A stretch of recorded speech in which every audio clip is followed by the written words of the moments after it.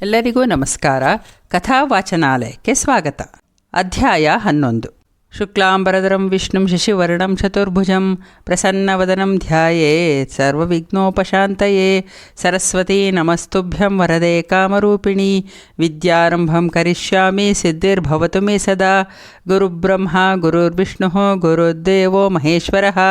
ಗುರುಃ ಸಾಕ್ಷಾತ್ ಪರಬ್ರಹ್ಮ ತಸ್ಮೈ ಶ್ರೀ ಗುರವೇ ನಮಃ. ವೆಂಕಟಾಚಲವಾಸಂ ತಂ ದೇವದೇವಂ ದಯಾನಿಧಿಂ ಪದ್ಮಪ್ರಿಯಂ ಪದ್ಮನಾಭಂ ವಂದೇಹಂ ಜಗದೀಶ್ವರಂ. ಪದ್ಮಾವತಿ ಶ್ರೀನಿವಾಸರ ಕಲ್ಯಾಣ ಮಹೋತ್ಸವಕ್ಕಾಗಿ ಆಗಮಿಸಿದ ಸಕಲ ದೇವಋಷಿ ಮಾನವರು ಪರಮಾತ್ಮನ ಲೀಲಾ ವೈಭವಗಳನ್ನು ಸ್ತುತಿಸುತ್ತಿರಲು ಸ್ವಾಮಿಯು ತಾನೇ ಆ ಭವನಕ್ಕೆ ಆಗಮಿಸಿ ತನ್ನ ವಿವಾಹಕ್ಕೆ ಆಮಂತ್ರಣವನ್ನು ನೀಡಿದನು. ದೇವತೆಗಳೆಲ್ಲ ಶ್ರೀನಿವಾಸನಿಗೆ ಜಯವಾಗಲಿ, ಶ್ರೀನಿವಾಸನಿಗೆ ಜಯವಾಗಲಿ, ಶ್ರೀನಿವಾಸನಿಗೆ ಜಯವಾಗಲಿ ಎಂದು ಘೋಷಿಸುತ್ತಾ ನಮಗೆ ನಿಮ್ಮ ಸೇವಾ ಅವಕಾಶವನ್ನು ನೀಡಿ ಅನುಗ್ರಹಿಸು ತಂದೆ ಎಂದು ಬೇಡಿಕೊಂಡರು. ಶ್ರೀನಿವಾಸನು ವಿವಾಹದ ಪೂರ್ವಾಂಗವೆನಿಸಿದ ಸ್ವಸ್ತಿ ಪುಣ್ಯಾಹ ಗಣಪತಿ ನವಗ್ರಹ ನಾಂದಿ ಪೂಜಾದಿಗಳನ್ನು ವಸಿಷ್ಠ ಮಹರ್ಷಿಗಳ ನೇತೃತ್ವದಲ್ಲಿ ನೆರವೇರಿಸಿದರು. ಬ್ರಹ್ಮನಿಗೆ ಮೇಲುಸ್ತುವಾರಿ, ವಸಿಷ್ಠರಿಗೆ ಪೌರೋಹಿತ್ಯ, ಅಗ್ನಿದೇವನಿಗೆ ಅಡುಗೆ, ನೀರಿನ ವ್ಯವಸ್ಥೆಗೆ ವರುಣ, ಪರಿಮಳ ದ್ರವ್ಯ ವ್ಯವಸ್ಥೆಗೆ ವಾಯುದೇವರನ್ನು ನಿಯಮಿಸಲಾಯಿತು. ಸ್ವಾಗತಕ್ಕೆ ರುದ್ರದೇವನಿಗೆ ಹೇಳಲಾಯಿತು.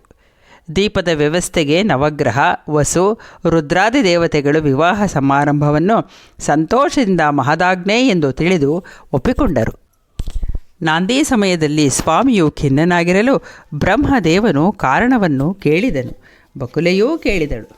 ಆಗ ಸ್ವಾಮಿಯು ಕಣ್ಣಲ್ಲಿ ನೀರನ್ನು ತಂದುಕೊಂಡು ಏನೆಂದು ಹೇಳಲಿ, ಎಲ್ಲ ಪರಿವಾರ ಬಂದರೂ ನನ್ನ ಹೃದಯವಲ್ಲಭೆ ಮಹಾಲಕ್ಷ್ಮಿ ಇನ್ನೂ ಬರಲಿಲ್ಲ. ಅವಳಿಲ್ಲದೆ ಯಾವ ಮಂಗಳ ಕಾರ್ಯವೂ ನಡೆಯುವುದಿಲ್ಲ. ದಯವಿಟ್ಟು ಆಕೆಯನ್ನು ಕರೆಯಿಸಿ ಎಂದು ಬೇಡಿಕೊಂಡನು. ಬ್ರಹ್ಮದೇವನನ್ನು ಕುರಿತು ವೆಂಕಟೇಶನು, ಸಿರಿಯಿಲ್ಲದ ಸಭೆಯು ಸರಿಬಾರದಯ್ಯ. ಗಗನದಲ್ಲಿ ನಕ್ಷತ್ರಗಳು ಚಂದ್ರ ಇಲ್ಲದೆ ಹೇಗೆ ಶೋಭಿಸದೋ, ಮರಗಳು ಇಲ್ಲದ ಅರಣ್ಯವೋ, ರೆಕ್ಕೆ ಇಲ್ಲದ ಪಕ್ಷಿಗಳು, ಅದೇ ರೀತಿ ಲಕ್ಷ್ಮೀದೇವಿ ಇಲ್ಲದ ಈ ಸಭೆ ಶೋಭಿಸದು ಎಂದು ಹೇಳಿದನು. ಅದಕ್ಕೆ ರುದ್ರದೇವನು ಭಗವಂತನಿಗೆ ಹೇಳಿದನು, ನೀನೇ ಸ್ವರಮಣನು, ಸಂಗರಹಿತನು, ಕ್ಲೇಶವೆಂಬುದೇ ನಿನ್ನ ಬಳಿ ಇಲ್ಲ. ಯಾಕೆ ಈ ರೀತಿಯಲ್ಲಿ ಕಣ್ಣೀರು ಹಾಕುವುದು ಅಂತ ಕೇಳಿದಾಗ, ನೀನಿನ್ನು ಬಾಲಕ, ನಿನಗೇನು ತಿಳಿಯುತ್ತದೆ? ಪ್ರಳಯ ಕಾಲದಲ್ಲಿ ನನ್ನ ಜೊತೆಯಲ್ಲಿ ನನಗೆ ಆಭರಣವಾಗಿ ಗೆಳತಿಯಾಗಿ ನನ್ನೊಡನೆ ಸದಾ ನನ್ನ ಹೃದಯದಲ್ಲಿ ನೆಲೆಸಿರುವ ಲಕ್ಷ್ಮಿಯನ್ನು ಬಿಟ್ಟು ನನಗೆ ಇರಲು ಆಗುವುದಿಲ್ಲ ಎಂದು ಹೇಳಿ ಸೂರ್ಯದೇವನನ್ನು ಕರೆದು ಕೊಲ್ಹಾಪುರಕ್ಕೆ ಲಕ್ಷ್ಮಿಯನ್ನು ಕರೆತರಲು ಹೇಳುತ್ತಾನೆ. ಆಗ ಸೂರ್ಯನು, ನಾನು ಕರೆತರೆ ಹೇಗೆ ಜಗನ್ಮಾತೆ ಬರುವಳು ಪ್ರಭು ಎನ್ನುವನು. ಅದಕ್ಕೆ ಭಗವಂತನು ಯುಕ್ತಿಯನ್ನು ಹೇಳುತ್ತಾನೆ. ನೀನು ಕಣ್ಣೀರು ಸುರಿಸುತ್ತಾ ಒರೆಸಿಕೊಳ್ಳುತ್ತಾ ರಮಾದೇವಿಯ ಮನೆಯ ಬಾಗಿಲಲ್ಲಿ ನಿಂತು ಕರೆದಾಗ ಅವಳು ಬಂದು ನಿನಗೆ ಸಮಾಧಾನ ಮಾಡುತ್ತಾಳೆ. ಆವಾಗ ನೀನು, ಅಮ್ಮ, ನಿನ್ನ ಪತಿಯಾದ ನಾರಾಯಣನು ನಿನ್ನ ಚಿಂತೆಯಿಂದ ಹಾಸಿಗೆ ಹಿಡಿದು ಮಲಗಿದ್ದಾನೆ. ಬದುಕುವನೋ ಅಥವಾ ಇಲ್ಲವೋ ತಿಳಿಯದು, ಬಹಳ ಅಶಕ್ತನಾಗಿದ್ದಾನೆ, ಬೇಗ ಹೊರಡು ಎಂದು ಅವಸರಿಸು ಎಂದು ಹೇಳಿಕೊಟ್ಟನು. ಅದಕ್ಕೆ ಸೂರ್ಯನು, ಸ್ವಾಮಿ, ಸಕಲ ಲೋಕಗಳಲ್ಲಿಯೂ ಸರ್ವಜ್ಞೆಯಾದ ಸಕಲವನ್ನು ತಿಳಿದ ಆ ಮಾತೆ ನನ್ನ ಮಾತನ್ನು ಹೇಗೆ ನಂಬುವಳು? ಯಾವಾತನ ನಾಮಸ್ಮರಣೆಯಿಂದ ಸಕಲ ರೋಗಗಳೇ ನಿವಾರಣೆಯಾಗುತ್ತದೋ ಅಂಥವನೇ ರೋಗಗ್ರಸ್ತ ಎಂದು ಹೇಳಿದರೆ ತಾಯಿ ನಂಬುವಳೆ ಎಂದಾಗ, ವತ್ಸ ಸೂರ್ಯನೇ, ಚಿಂತಿಸಬೇಡ.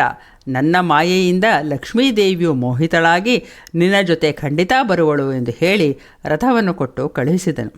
ಅದರಂತೆ ಲಕ್ಷ್ಮೀದೇವಿಯು ಶ್ರೀಹರಿಯ ಆದೇಶದಂತೆ ದೇಶ ಕಾಲಗಳಿಗೆ ತಕ್ಕಂತೆ, ಶ್ರೀಹರಿಯ ಆಚರಣೆಗೆ ತಕ್ಕಂತೆ ತಾನೂ ಸಹ ಅವನ ಮಾತನ್ನು ನಂಬಿದವಳಂತೆ ನಟಿಸುತ್ತಾ ಶೀಘ್ರವಾಗಿ ರಥದಲ್ಲಿ ಕುಳಿತುಕೊಂಡಳು.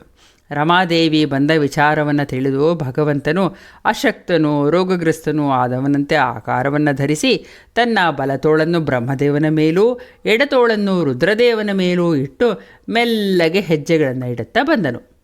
ತನಗೆ ಬೇಕಾದ ಹಾಗೆ ರೂಪಧಾರಣೆ ಮಾಡುವ ಭಗವಂತನ ಈ ನಾಟಕವು ಸಕಲ ದೇವತೆಗಳಿಗೂ ಆಶ್ಚರ್ಯಕರವಾಗಿ ತೋರಿತು. ಬಂದ ರಮಾದೇವಿಯ ಈ ರೂಪವನ್ನು ಕಂಡು ಭಗವಂತನಿಗೆ ಅವಳು ಪ್ರೀತಿಯಿಂದ ನಮಸ್ಕರಿಸಿ ಅವನನ್ನು ಆಲಂಗಿಸಿಕೊಂಡಳು. ಕೆಲವು ಕ್ಷಣದಲ್ಲಿ ಭಗವಂತನು ಅತಿ ಪುಷ್ಟಿ ಉಳ್ಳವನಾಗಿ ಸುಂದರವಾಗಿ ಪತ್ನಿ ಸಮೇತ ಸಿಂಹಾಸನದ ಮೇಲೆ ಕುಳಿತನು. ವಿವಾಹಕ್ಕೆ ಅತಿ ಮುಖ್ಯವಾಗಿ ಬೇಕಾಗುವ ದ್ರವ್ಯ ರಾಶಿ 14 ಲಕ್ಷ ಸುವರ್ಣವನ್ನು ಕುಬೇರನಿಂದ ಸಾಲವಾಗಿ ತೆಗೆದುಕೊಳ್ಳಲು ಯೋಚಿಸಿದನು. ಅದಕ್ಕೂ ಮೊದಲು ಶ್ರೀನಿವಾಸನು ಪದ್ಮಾವತಿಯ ಪೂರ್ವಜನ್ಮದ ವೃತ್ತಾಂತವನ್ನು, ರಾಮಾವತಾರದಲ್ಲಿ ತಾನು ಅವಳಿಗೆ ನೀಡಿದ ವರ ಇತ್ಯಾದಿ ವಿಚಾರಗಳನ್ನು ರಮಾದೇವಿಗೆ ಹೇಳಿದನು. ಆಗ ಶ್ರೀದೇವಿಯು ಶ್ರೀನಿವಾಸನ ಮಾತಿನ ಮರ್ಮವನ್ನು ತಿಳಿದು, ಹೌದು ಸ್ವಾಮಿ, ನನ್ನ ಪರವಾಗಿ ಸೀತೆಯಾಗಿ ರಾವಣನ ಅಶೋಕವನದಲ್ಲಿ ಇದ್ದವಳಿಗೆ ನಾವು ನೀಡಿದ ಮಾತನ್ನು ನಡೆಸಿಕೊಡಬೇಕು ಅಲ್ಲವೇ? ನೀವು ಆಕೆಯನ್ನು ವೈದಿಕ ರೀತಿಯಲ್ಲಿ ವಿವಾಹವಾಗಿ ಎಂದು ತನ್ನ ಒಪ್ಪಿಗೆಯನ್ನು ನೀಡಿದಳು. ಮಹಾಲಕ್ಷ್ಮಿಯ ಆಗಮನದಿಂದ ಶ್ರೀನಿವಾಸನಿಗೆ ಪರಮಾನಂದವಾಗಿ ಕಂಗೊಳಿಸಿದ. ಇಲ್ಲಿಗೆ ಭವಿಷ್ಯೋತ್ತರ ಪುರಾಣದ ಶ್ರೀ ವೆಂಕಟೇಶ್ವರ ಮಹಾತ್ಮೆಯ 11ನೇ ಅಧ್ಯಾಯವು ಸಂಪೂರ್ಣವಾಯಿತು. 12ನೆಯ ಅಧ್ಯಾಯ. ಶತಾನಂದರು ಜನಕ ಮಹಾರಾಜನಿಗೆ ಮುಂದಿನ ಕಥಾಭಾಗವನ್ನು ನಿರೂಪಿಸತೊಡಗಿದರು. ಲಕ್ಷ್ಮೀ ಸಮೇತಂ ದಿವ್ಯಾಂಗಂ ಲೋಕಮೋಹಕ ವಿಗ್ರಹಂ ಬ್ರಹ್ಮಾದಿ ದೇವತಾ ವಂದ್ಯಂ ಶ್ರೀನಿವಾಸಂ ನಮಾಮ್ಯಹಂ. ಶ್ರೀನಿವಾಸನು ಬ್ರಹ್ಮದೇವನಿಗೆ ವಿವಾಹದ ಪೂರ್ಣ ಜವಾಬ್ದಾರಿಯನ್ನು ನೀಡಿದನು. ಇತರ ದೇವತೆಗಳು ತಮ್ಮ ತಮ್ಮ ಕಾರ್ಯವನ್ನು ನಿರ್ವಹಿಸಿದರು. ಅರುಂಧತಿ ಮೊದಲಾದ ಋಷಿಪತ್ನಿಯರು ಲಕ್ಷ್ಮೀದೇವಿಯ ನೇತೃತ್ವದಲ್ಲಿ ವಿವಾಹಪೂರ್ಣ ಮಂಗಳ ಸ್ನಾನವನ್ನು ಮಾಡಿಸಿದರು. ನವರತ್ನ ಖಚಿತ ಪೀಠದಲ್ಲಿ ಬಂಗಾರದ ಕಲಶಗಳೊಂದಿಗೆ ಲಕ್ಷ್ಮೀದೇವಿಯು ಸ್ವಾಮಿಗೆ ತೈಲಾಭ್ಯಾಂಗವನ್ನು ಮಾಡಿಸಿದಳು. ಸರಸ್ವತಿಯು ಕಸ್ತೂರಿಯ ಲೇಪವನ್ನು ಲೇಪಿಸಿದಳು. ದೇವತಾ ಸ್ತ್ರೀಯರು ಆರತಿಯನ್ನು ಎತ್ತಿದರು. ಪಾರ್ವತಿಯು ವಸ್ತ್ರಗಳನ್ನು ನೀಡಿದಳು. ಭಾರತಿಯು ಛತ್ರ ಹಿಡಿದರೆ ಶಶಿಯು ಚಾಮರ ಬೀಸಿದಳು. ಗಂಗಾದೇವಿಯು ಪಾದುಕೆಗಳನ್ನು ನೀಡಿದಳು. ಸ್ವಾಮಿಯು ಪುಷ್ಕರಣಿಯ ದಕ್ಷಿಣ ಭಾಗದಲ್ಲಿ ಸ್ವಾಮಿಯ ಕಲ್ಯಾಣಕ್ಕೆ ಸಿದ್ಧನಾಗಿ ಕುಳಿತನು. ಶಮೀವೃಕ್ಷಕ್ಕೆ ಕುಲದೇವತಾ ಪೂಜೆಯನ್ನು ಸಲ್ಲಿಸಿದರು. ವರಾಹದೇವನ ಸನ್ನಿಧಿಯಲ್ಲಿ ಶಮೀಕೊಂಬೆಯನ್ನು ಸ್ಥಾಪಿಸಿದರು. ಶ್ರೀನಿವಾಸನು ವರಾಹದೇವನನ್ನು ಭೂ ಸಮೇತರಾಗಿ ವಿವಾಹಕ್ಕೆ ಆಗಮಿಸು ಎಂದು ಆಹ್ವಾನಿಸಿದರು. ಶ್ರೀನಿವಾಸನು ಹೊಲಗದ್ದೆಗಳು ವೈಶಾಖದ ಬೆಳೆಗೆ ಸಿದ್ಧವಾದ ಕಾರಣ ತಾನು ಬಕುಳೆಯನ್ನು ಪ್ರತಿನಿಧಿಯಾಗಿ ತಿಳಿಯಬೇಕು ಎಂದನು. ಕುಲದೇವತೆಯಾದ ಶಮಿಯನ್ನು ತನ್ನ ಬಳಿ ಸ್ಥಾಪಿಸಲು ಒಪ್ಪಿದನು.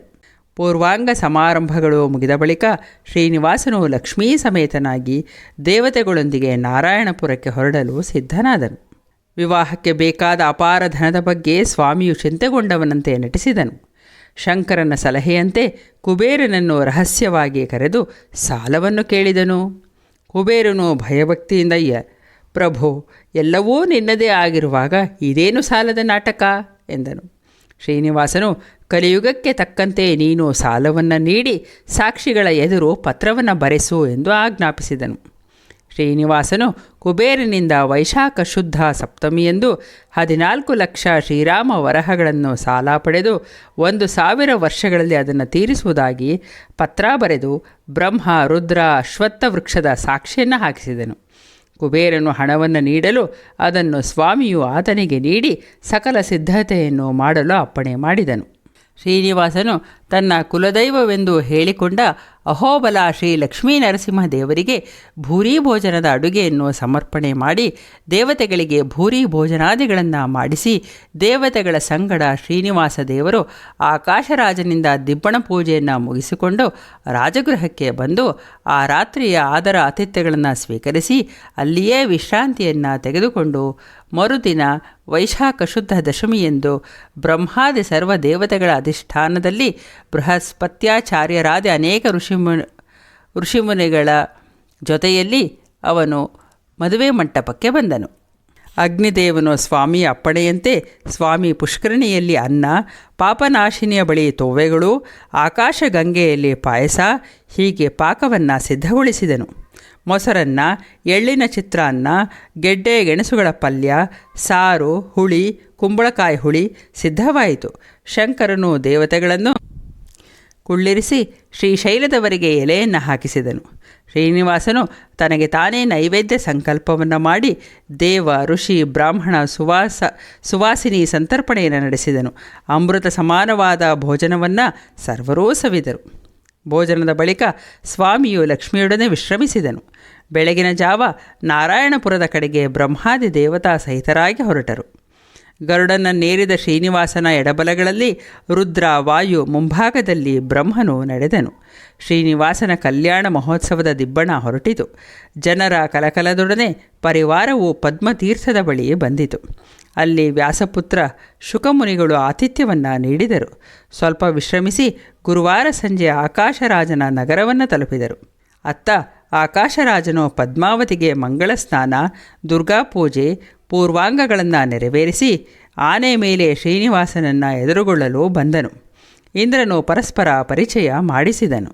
ಅತ್ತ ಆಕಾಶರಾಜನು ಸಮಸ್ತ ಚತುರಂಗ ಬಲವನ್ನು ಮುಂದಿಟ್ಟುಕೊಂಡು ಮಗನಾದ ವಸುಧಾನನನ್ನು ಮುಂದೆ ಮಾಡಿಕೊಂಡು ತನ್ನ ಸಹೋದರ ತೋಂಡಮಾನ ಮತ್ತು ಮಿತ್ರರು ಬಂಧುಗಳ ಪರಿವಾರದೊಂದಿಗೆ ಪುರೋಹಿತರ ಸಹಿತವಾಗಿ ಅಲಂಕೃತವಾದ ಐರಾವತವನ್ನು ಮುಂದೆ ಇಟ್ಟುಕೊಂಡು ಹೊರಟನು. ಇಂದ್ರನ ಐರಾವತವು ಕಂಬಳಿಯಿಂದ ಅಲಂಕೃತವಾಗಿ ಘಂಟೆಗಳ ಮಾಲೆಯಿಂದ ಸಿಂಗರಿಸಿದ ಮೇಘದಂತೆ ಗಂಭೀರ ಗರ್ಜನೆಯನ್ನು ಮಾಡುತ್ತಾ ಕಿವಿಗೆ ಚಾಮರವನ್ನು ಕಟ್ಟಿದ 4 ದಂತಗಳಿಂದ ಐರಾವತವನ್ನು ಮುಂದೆ ಮಾಡಿಕೊಂಡು ವಿಶ್ವಕರ್ಮನಿಂದ ನಿರ್ಮಿತವಾದ ನಾರಾಯಣಪುರದಲ್ಲಿದ್ದ ಶ್ರೀನಿವಾಸನ ಬಿಡಾರಕ್ಕೆ ಬಂದನು. 10,000 ಕಂಬಗಳಿಂದ ದೇದೀಪ್ಯಮಾನವಾಗಿ ಅವನ ಬಿಡಾರವು ಕಂಗೊಳಿಸುತ್ತಾ ಇತ್ತು. ಕಲ್ಯಾಣಾದ್ಭುತ ಗಾತ್ರಾಯ ಕಾಮಿತಾರ್ಥಪ್ರದಾಯಿನೇ ಶ್ರೀಮದ್ವೆಂಕಟನಾಥಾಯ ಶ್ರೀನಿವಾಸಾಯ ತೇ ನಮಃ. ಧನ್ಯವಾದಗಳು. ತಪ್ಪಿದ್ದರೆ ಕ್ಷಮಿಸಿ.